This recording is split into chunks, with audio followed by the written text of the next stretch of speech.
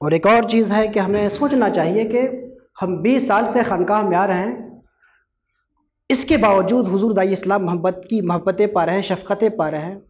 اس کے باوجود مجھ جیسے لوگ اگر انہیں توبہ کی صحیح توفیق نہ ملی، اتنی طویل مدت کے بعد بھی اگر کسی کو توبہ نصوح کی توفیق نہ ملی تو بھائی مایوس نہ ہو، امید قائم رکھو، اللہ کی رحمت سے امید قائم رکھو۔ آج نہیں تو کل، آج نہیں تو کل، آج نہیں تو کل اللہ کی رحمت آئے گی، اللہ کی رحمت آ کے رہے گی۔